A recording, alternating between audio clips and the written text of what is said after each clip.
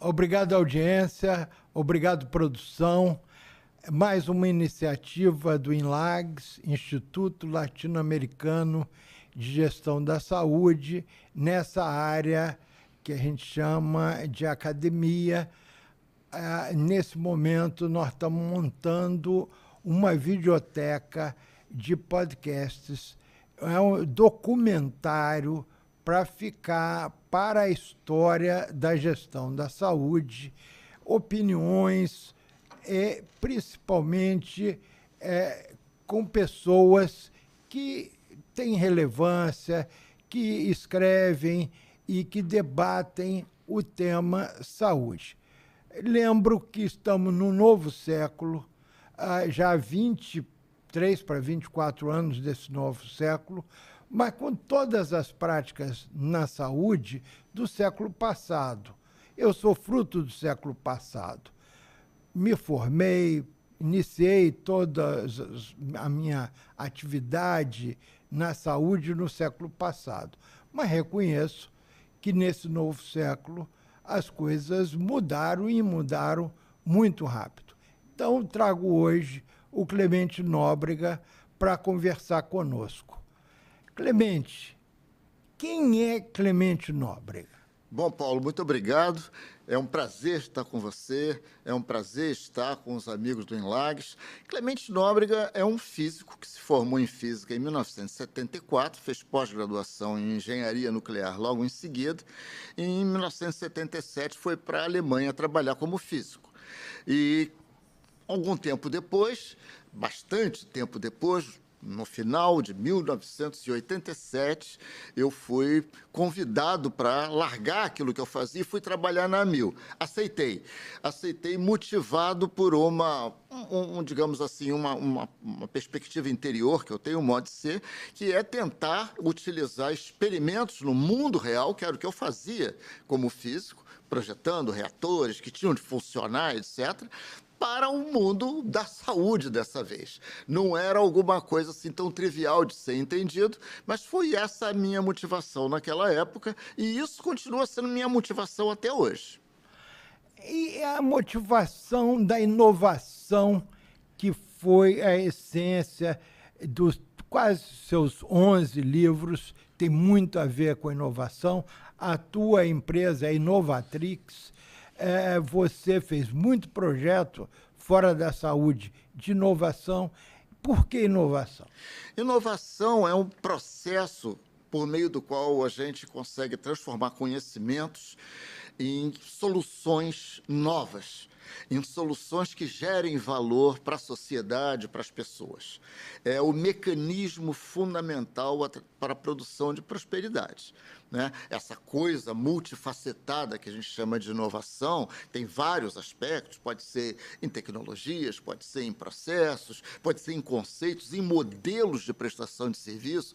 A inovação abrange isso tudo, mas tem uma coisa comum: a inovação que conta, aquela, digamos assim, aquela categoria de inovação que nos interessa mais em saúde, é a inovação que melhora a qualidade e baixa preços. Preços para quem paga, baixa custo e, portanto, preço.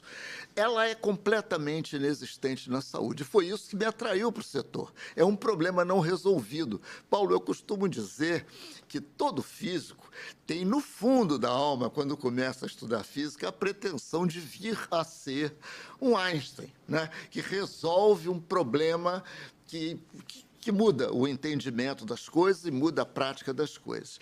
E a maioria, a enorme maioria, ninguém é Einstein, a não ser o próprio Einstein. A gente aprende que a gente não vai ser Einstein. Então, acomoda nossas expectativas a um nível mais modesto, digamos assim, de perspectivas.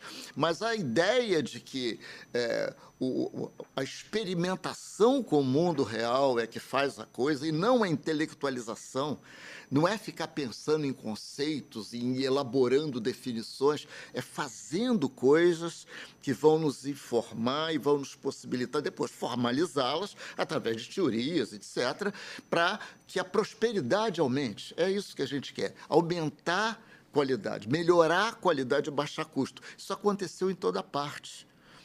em todos os níveis, os escaninhos da sociedade. Não aconteceu em saúde. E isso é o que me motiva. É um problema de física, vamos dizer assim, entre aspas, para mim. Então, não aconteceu na saúde essa tua pretensão de escrever, de dialogar, de promover cursos na área da saúde, e tem te gerado frustração, alegria ou perspectiva?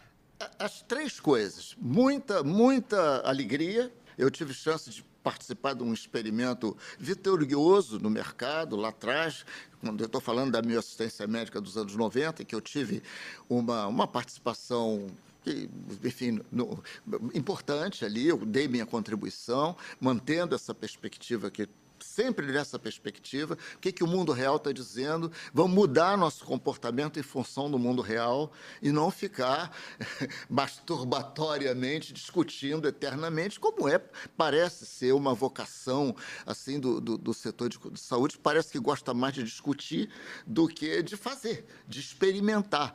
Parece que se tem a pretensão de saber antes, de acumular uma quantidade de conhecimento na cabeça que vai permitir a gente agir sem errar. Isso não é possível, isso não acontece em física. Mesmo os teóricos, os mais famosos, os Einstein, eles dependem da experimentação para construir as suas teorias e mudar essas teorias. Então, o que faz o sucesso é a prática. Não é o conhecimento debatido em congressos, não são papers, não é o diálogo eterno. Então, é por isso, Paulo, que existe também um componente de frustração, porque a gente não vê esse tipo de mentalidade, que é a mentalidade científica, né? A mentalidade científica se apoia na experimentação, interessa muito pouco a opinião de fulano ou de Beltrano. Isso daí não é o que move a ciência. O que move a ciência é o que o experimento diz, né? É o que o mundo real diz, né? E isso é minha alma de físico, enfim, que está aqui. E é isso que a gestão diz também. Gestão é um corpo de conhecimento, é transformar conhecimento, né, em resultado pragmático. É gente que iria morrer, que não morre, por causa da ação desencadeada pela estruturação do conhecimento que eu fiz através da gestão. Esse tipo de consideração, que é muito vasta, é objeto de mais de um dos meus livros, ele é desconhecido. A saúde é ruim de gestão. Nossos líderes, os falatórios na gestão, nos debates, né? Na saúde, perdão, desconhecem isso, né? Parece dar a impressão de que quanto mais a gente refletir, provocar, falar, mais a gente estará contribuindo para a melhoria do sistema de saúde. E não estará, como não está. O sistema de saúde está condenado a algum tipo de colapso. Isso a gente pode falar utilizando categorias científicas até. Então, é urgente que a gente perceba isso sem nenhum tom, obviamente, acusatório, nada disso. É estrutural, né? E é por isso que a gente está aqui nesse diálogo, na tentativa, então, de fornecer ferramental, de fazer propostas concretas, não é? Repara, Paulo, e se eu estiver me alongando, você pode ter toda a liberdade, como sempre, né? Nós nos conhecemos há tantos anos, para fazer um sinalzinho aí, pelo menos, ou então fechar meu som aqui, né? Mas você repare, só para exemplificar de uma maneira bem concreta, o sistema de saúde privado que nós temos, saúde suplementar, é um sistema que está se revelando cada vez mais, como todo mundo diz, e eu em particular, aponto de uma maneira muito assertiva há muitos anos, que esse sistema ele não se sustenta. Ele precisa de subsídios permanentes para não esfarelar, para não cair. Quem subsidia é a sociedade, que paga cada vez mais, tem que pagar cada vez mais, principalmente idosos, principalmente, enfim, segmentos que não podem abrir mão daquilo, então paga cada vez mais e não obtém nada de melhor em troca. Então, o ganho de produtividade desse setor é nenhum. é negativo.